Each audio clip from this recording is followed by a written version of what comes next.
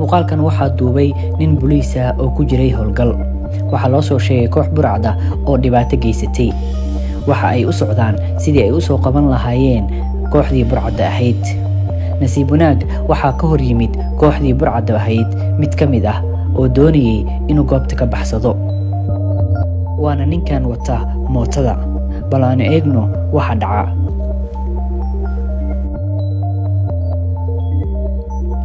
ninkii mootada watay waxa uu ahaa nin aad u xariif ah oo aad u tababaran. waxa uu durbadiiba ka dhex baxay saddexdii booliiska ahayd ee howlgalka u socotay. hadda waxaa bilaabmaysa howlgalkii rasmiga ahaa. waxaa la ceyrsanayaa ninkii tuuga ahaa si loo soo qabto. isna waxa uu isku dayayaa inuu baxsado. bal aanu eegno halka ay wax ku dhammaadaan. run ahaantii waa nin aad iyo aad u aqli badan, kala yaqaanana wadooyinka. waxa uu marsiinayaa wadooyinka kuwooda ugu halista badan. waxa uu ka degay mootadii, iminka waa la ceyrsanayaa, balse waxay u badan tahay in la qaban doono. weli wuxuu isku dayayaa inuu lugihiisa ku baxsado, balse booliiska ayaa isku dayaya inay si nabadgelyo ah ku qabtaan.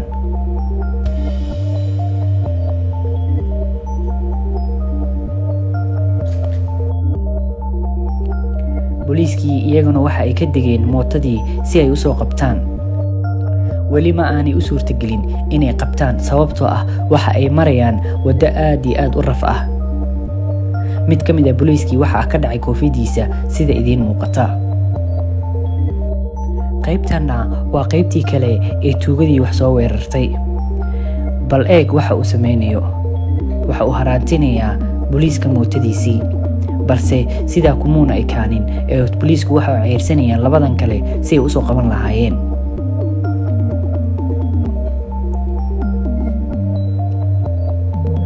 waxaas la yaab iyo cajaa'ib ah sidii ay u kala yaqaanaan wadooyinka ugu yaryar ee ugu halista badan, balse booliiska ayaa nafsadooda ka hormarinaya ilaalinta shacabkooda.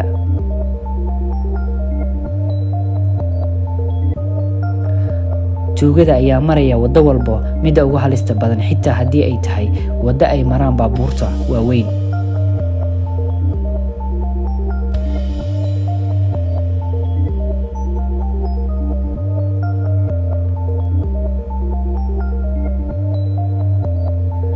tuugada ayaa go'aan ku gaaray inay socdaan ilaa iyo inta uu shidaal ka go'ayo ama laga qabanayo. bal eeg iminka sidii isugu dhowaadeen.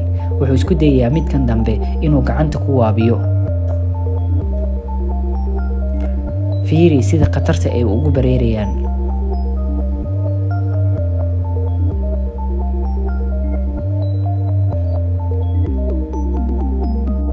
mar walba oo booliisku u sii dhowaado waxa ay xoog iyagana u kaxaynayaan mootadooda.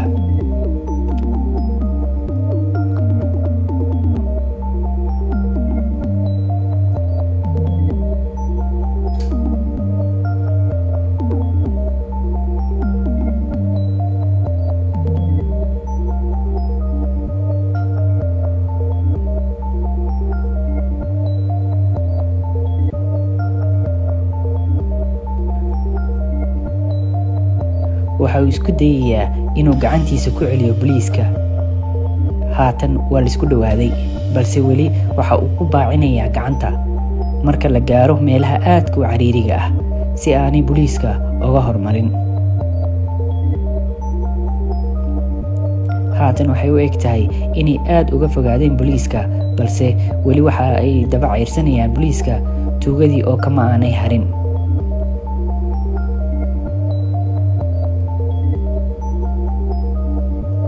muuqaalkan ayaa ah muuqaal dhab ah oo ay duubeen kaamirada ku xiran koofidda uu xidhan yahay ninka booliiska ah, si hadhowdii loogu maxkamadeeyo tuugada marka lasoo qabto kadib.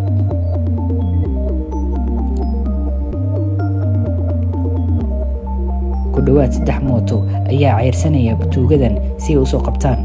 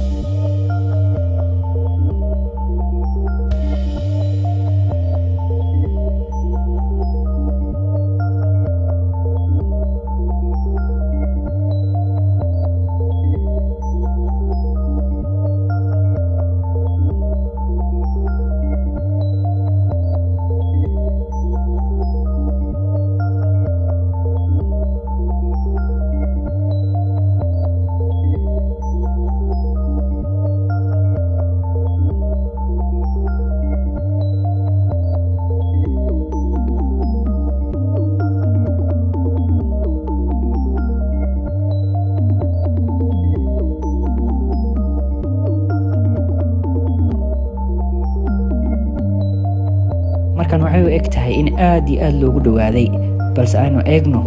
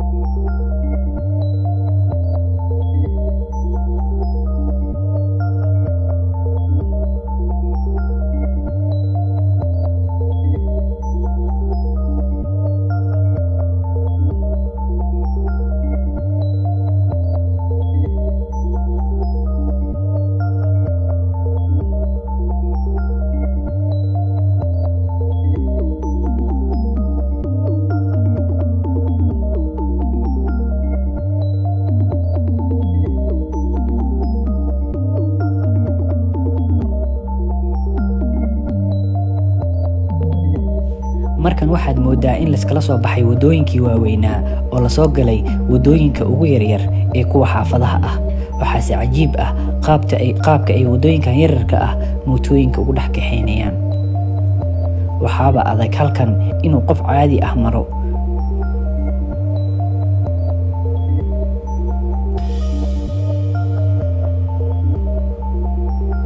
halkan ayay ku mirqadeen, balse booliiska ayaa weli cayrsanaya.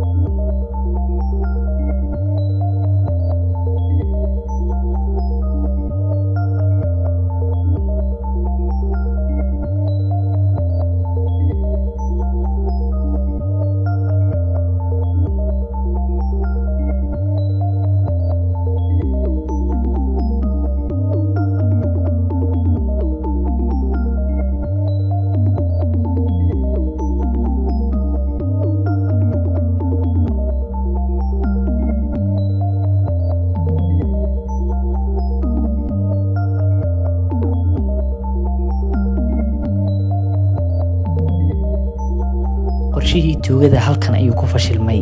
waxaa lagu dhuftay mootadiisii mootada booliiska ah kadibna waa la jeebiyey ama waa la xiray.